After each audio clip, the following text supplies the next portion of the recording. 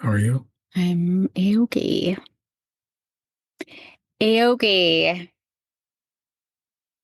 She says as she rubs her furrowed brow. Yeah, I just have a leftover headache. Apparently, you can acquire concussion-like symptoms from virtual reality. What? Are you making fun of me? Not at all. You are. I'm not. Okay, so what was the I mean, suppressed smile laugh about? someone that's mean might say that you weren't actually suffering from that and you just didn't qualify as well as you wanted to in the race and you stepped away. I was Because I winning. was I was beating you. You stepped away. No, you I weren't. beat everybody. I was in the lead. I mean, The agree to only disagree. reason you beat me in the little loop was because I had to stop to take off the VR system in the first place immediately within I did hold on, but by the end I had to take it off because I was so sick. Yeah. And then yeah, you passed me in that time when I stopped. But then Maya's a jerk to race against, just so you know. yeah, I know. She slams into you. Oh yeah. Right from the start, I was behind you on the pink, like, let's just leave our lane. But she kept hitting me and then went around and hit me. But then both of us took off. At one point, she barrel rolled. She hit the wall by herself and barrel rolled Oh, at the start of the last race. I didn't do that one. But then even after I took off the VR stuff, I just had the screen for the next first practice race, but I couldn't finish. I was close and I wasn't first. I was close, but and I held on too long to the point where I ran to the bathroom thinking I was going to vomit. Yeah. And then for the rest of the day, like literally, normally when I'm motion sick, once I'm out of the situation, I'm better. Just thinking about it now, I'm starting to get nauseous again. I know it's crazy, but I went into the truck for like 45 minutes Well, at least. to lay down and yeah, didn't feel better. And then I was in bed, like I had to go straight to bed for another good hour. I couldn't sleep, but I was just so unwell. But yeah, like right up until well, bedtime last night, Yeah. I had to shield my eyes from the lights. I did wake up better this morning though. That's good. Yeah. But it was like craziness to think. And so to think how much our brains just can't process it. Mine apparently is very Yeah, yours is sensitive. not at all ready to process it. But I just, yeah, like what's it doing to everybody's brain? And even when I took the VR off and just had the screen, but I was up close to it too. Yeah. I think if I was further away, it would have been fine. But I was so close to the screen, I just couldn't handle it. It's unfortunate because it was fun Yeah. until Maya kept slamming into people. Yeah. So anyway, big revelation for me last night. Oh, what's that? Bob Dylan is still alive. He is, yeah. I had no idea. Yeah. But who isn't? Val Kilmer, Val Kilmer, that's right. which is sad. Rest in peace, Iceman. Yeah. Anyway, another huge revelation. Jude Law, not as old as I thought. No. No. He's very close to my age. And married to a psychologist. There's still hope for you. Yeah. I'm wishing you all the best. It's funny because he's not on my like top A list, but I don't know. He looks pretty good as Dumbledore. he does actually. We just did a Harry Potter / Fantastic Beast, what, not tournament, like movie marathon over a couple of weeks. And we just finished the Fantastic Beasts. Maya loves them. She was off them for a while, but yeah, she loves them again. Why was she off them? I think she was just sick of it. She had seen it and read it, seen it and read it. Oh, Harry Potter. I thought you said meant Jude Law. I don't know. Maybe she isn't a fan. No, she loves Jude Law ever since she saw Gattaca. Gattaca's pretty rad. Yeah. That kind of did it for. Yeah, he's pretty good in that. And the talented Pretty Mr. good. Ripley. Yeah, anywho. So my question for today, it's one that nothing that I think we've even really talked about at all, but a question that I know parents sometimes think about, wonder about, but it is why do my kids or kid hate me? Probably because you're a jerk. Yeah. I think it's like, I mean, there's so much that goes into that, right? Does the kid actually really hate you? Like, are we talking hate? Like, the kid goes out of their way to demonstrate their disdain for you? Or are we talking teenage hate, which can be I hate peas and I hate my mom, and then they love both the next day? Yeah, no, I would say, well, both and. So I would say no child actually hates their parents. Even I've worked with families and with children who've been severely abused. Mhm. And I guess it depends on the age, but treated very poorly, forgotten about, but they still just want their mama bear or their Yeah, papa bear. They still love their parents, right? yeah. I guess I'm sure that there's a certain point maybe that can change, but let's just have the assumption deep down they probably don't actually hate you, but their behaviors might be very vindictive, Mhm. very hurtful, they feel, yeah. It's tricky because I mean, I think every kid, whether they're close to their parents or not, goes through a stage of that, varying degrees of severity, but every kid at some point distances themselves from their parents. Oh To ours. yeah, ours just distanced herself from us today because she was annoyed we're making her go pick her sister up. Yeah. Was that her nice way of telling me she's not going to walk the dogs? If I have to go pick up my sister, if I 100%. have to That pick up was my sister, I'm not walking the dogs with Yeah, you. no. When she said I was planning on studying until until I had to go pick her up my sister, and as she referred to herself as the second parent in the relationship, I think she was sending a message for sure. Um, yeah, I mean both, but our girls are it's very situationally driven. Like they don't hate us. They get annoyed and they separate for a bit and then they're fine and they come back. Like we've never really had to deal with overt No, no, no. anything Yeah, like no. that. Um, But a lot of families do. And a yeah, lot of families will have kids regularly saying, I hate you, you're the worst. And yeah, and that's tricky, right? Because we've never done it. So I mean, it always comes down to, I would say, parents need to kind of start at taking a look at what is the relationship they have, right? Honestly, right? And that I think is probably the biggest part is what is your role in the relationship you have with your kids? And be honest, yeah, right? And I think it comes back to a lot of what we talked about in other episodes of what kind of parent or what kind of relationship do you actually want to have? Because if you wake up and you're like, I want my kid and me to fight from the second they wake up to the second they go to bed, hey, mission accomplished, maybe, right? But if it's truly, I don't think any parent really sets out for that. So it's like, really, what was the relationship you were hoping to have? Okay, honestly, how close to that do you think you are? And then how much of a role are you playing in that distance from that goal? And then from there, try and figure out what can be done to modify it. Is it your behavior? Is it sitting down and having some open communication with the kid and be prepared that the kid might not receive it, right? Like you deciding that you want to modify the relationship might not be anything the kid is interested in doing at that point in time. So I think you have to be ready you may have to commit to it for a long time before they come around, right? Depending on how negative the relationship or how broken or whatever. So again, it comes back to you have to figure out what it is you want it to be. And then what are you willing to do to get there? And are you committed to potentially not getting the reception you want right away? Right. yeah, and that's important. It does take time. Even if you start working on the relationship and start doing things differently, it's not going to turn. I have to look away. I'm feeling really nauseous just being here watching. Like, Is I it, don't know, is it because, is that better? of the light. Is that better? Well, then the You're computer. sitting in the We're dark in a sitting in the closet. dark now.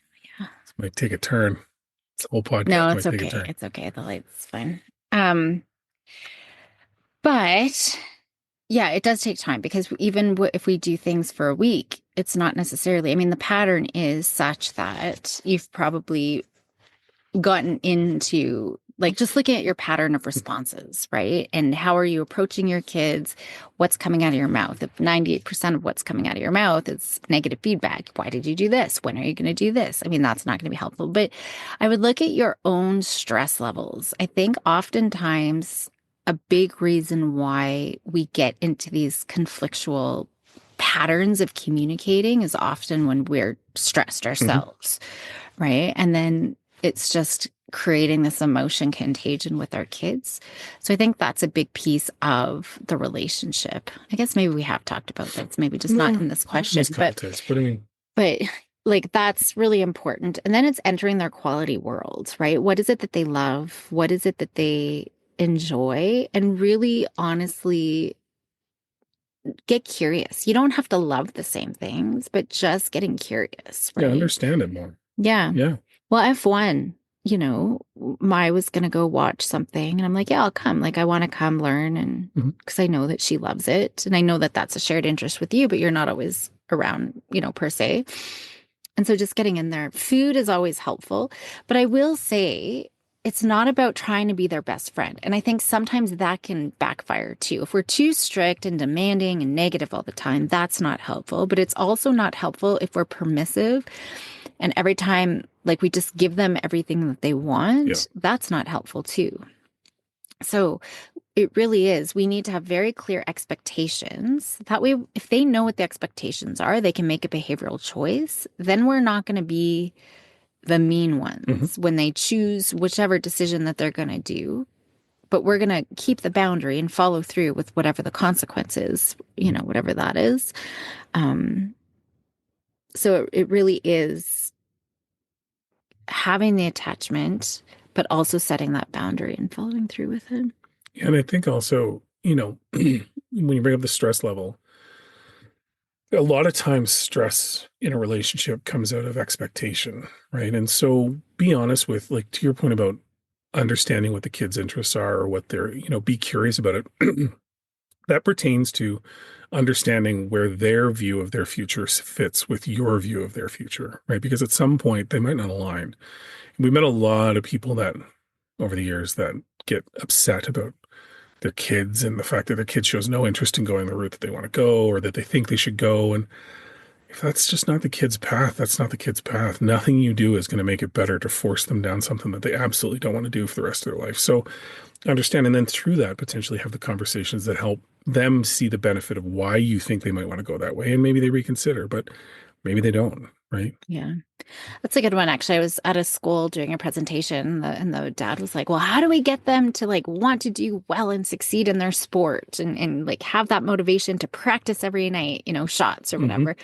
But if we're pushing them, like that's the thing, if we're pushing them, even if it was something that they know is good for them and want to do or want to get better at, it's the pushing. So it's really being like next to them, being like, hey, I'm here if you need me. What are you going to do? Asking those open-ended questions, right? I think that there's a lot of those type of pieces. Well, and participate where you can too, right? Like I think Yeah.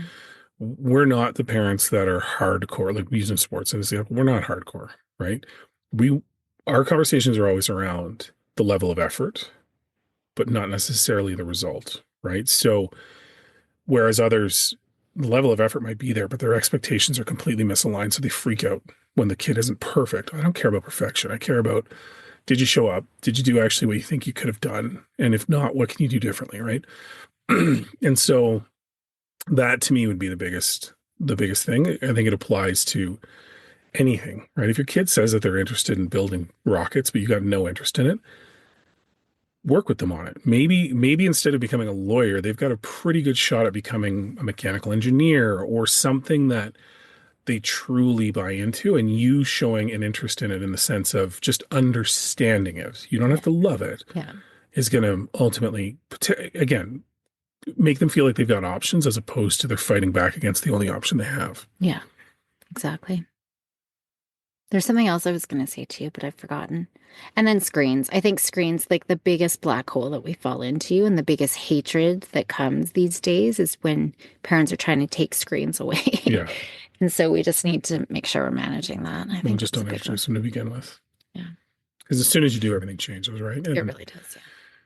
Yeah. And we've noticed that as well. Like both our kids now have access to them more than they ever did. And they're still not as bad as their friends, but it's still there, right? It still happens. And so, Oh no, we don't see anything compared to, no, I realize because we don't let them on social media, yeah, right? yeah, If your friend doesn't want to text you, well, you're not talking to that friend until you see them in person, sort of thing. Because neither of them know how to use a phone. Like yeah, I've witnessed it. I know. It's painful. Literally, just the other day, they just picked like a phone was ringing and they just picked it up In their and didn't defense, say anything. in their defense, the only interaction they would have with phone calls for the most part is watching on TV. And most TV shows, the person on screen picks it up and the other person's talking at them. So maybe that's why. Or it's a horror and it's just someone breathing. Like, Okay. There's that for sure.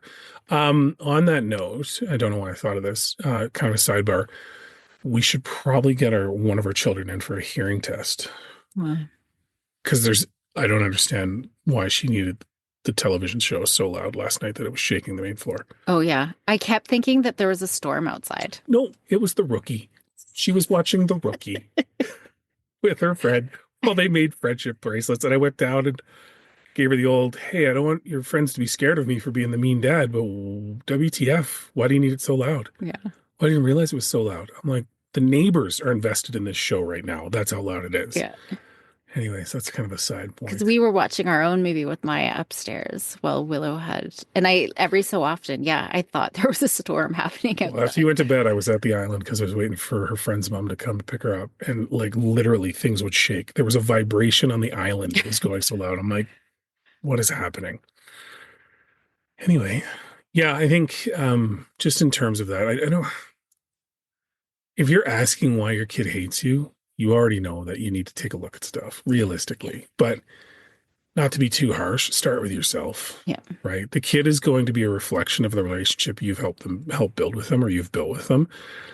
No kid is going to start out being a jerk. Even kids that I grew up with that were absolute clowns. Once you saw them interact with their parents, you're like, oh, okay. Yeah, no, I get it. It was very, very rare. I can only think of maybe one person that the parents were amazing and this kid was just a bad apple, right?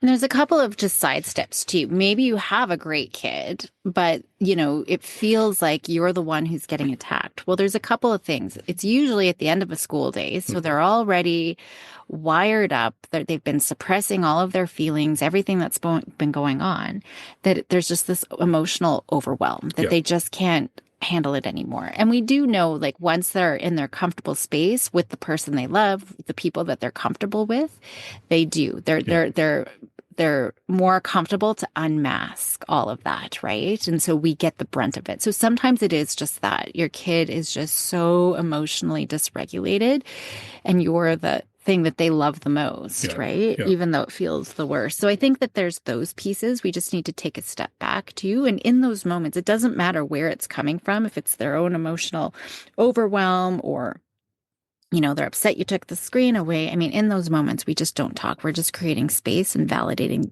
their yeah, experience, right? yeah. That's important. If it's a baby, I know I had that certainly with the babies. Like, why don't they love me? Right? Because they're always crying and just didn't seem to like want to be held, but seemed happy with everybody else. I mean, That's because you're a bad mom or dad. That's why, 100%. all babies cry and maybe they're uncomfortable and Or maybe it's they're overwhelmed when they're being held with other people, and with you, they actually process it, right? Like you got to think yeah. there's a certain level, like as a Or they're person, so scared with everybody that's else. what I Yeah. mean, Yeah. right? That once they're comfortable with the person they're in, it all comes out, right? So, and you see that in other relationships too. Like a lot of times, relationships that you feel like you're taking the brunt of all of it, it's not because the person is directing it at you to be mean. It's that you might be the only person they feel truly comfortable with, right? To unload safely. So in a baby, yeah, for sure. I mean, unless it's just a bad kid, like an ugly, dumb baby that nobody loves. I'm kidding. Aw. I'm kidding. Very rare that you see a baby like that. I Well, was an amazing baby. Were you? I was. You were like deformed. That It's not. sound is like a deformity looking. It was a tight suit on a chubby kid, all right? Like in four different pictures in different outfits. One was like a loose onesie, and you're like, Rude. It's rude. I was an amazing kid. I was a cute baby. I was like Gerber cute. Pickle was pretty much like a Gerber baby too. Yeah. Yeah. Yep. Yep. Alrighty. Anything else you want to go over? I know that there is, but I'm just really nauseous. So Maybe we do a part two on how do you get your kids not to hate you when you can't look at them in a lit up room. I was fine. Yeah, I don't know why. Like maybe it's the light. Maybe it's like you're just really close to me. I don't know. That's what you want to hear as the spouse is you're too close to me. But if I have like it's bonkers, man. I wonder if Can we do part two of what if my spouse doesn't like me in her personal bubble? Can we do that as a part two? What if I'm too well lit for my spouse to be able to be sitting by me? would I have an issue with you or me in your personal bubble? Who has a bigger issue? Well, it depends. You enter personal bubbles like a Tasmanian devil, Yeah. right? So it's a whirlwind and then you move on. I feel I'm more of a slower burn where eventually you're just like, I need you to be not near me. I'm like, okay, I don't know what I'm doing, but okay. This feels like one of those times where it's like, why are you in the same room as me with the light on above us? That's what this feels like. And it's like, well, because you said we had to record a podcast. But that's cool. I can sit in the other room if you want. I'll yell my answers in. That's so true. It 100% is. You are so good with like good analogies. Yeah, because I come in, I'm like, oh, I love you. And then I like bite your face and kiss your face and all over. And then And then you it's move done. on. Yeah. I just got to withstand the initial storm surge. And it's like, it's fine, everybody. It's fine. I'm built for this. I'm prepared. The children just resign themselves to it. Pickle fights back. Willow doesn't like to. When Maya's in a bad mood, she's like, no. And she'll have three limbs up, two hands and a foot, usually. Yeah. Sometimes another foot. Yeah, she's sitting down. Yeah. Willow just straight up, well, she'll tell you from 10 feet out that you're not welcome. And then you don't listen. No. And then it usually goes downhill from there. And we have the topic of this the podcast. Why does my child hate me? Maybe it's you're in their business. Maybe you're not listening. But I'm loving them. I do. You do. They don't like my love sometimes. It could be a lot. Yeah. Like the other day, you literally bit my cheek, and I don't know why. I bit your cheek? Yeah, it just went, and then you kept going. Did I actually? Yeah. Huh. Yeah. Yeah, and then you moved on. Cuteness aggressive disorder. And it's a thing. I know it is. It's a thing. Even just the other day, a woman I was meeting, she's like, I got cuteness aggressive because she saw her puppy. And then the lady with the cow. Yeah, that's funny though. Yeah. That's a great one. You just got to squeeze the cow and you can squeeze it and it doesn't do anything. Yeah, because cows are huge. Yeah. Alrighty. Good day. Good day.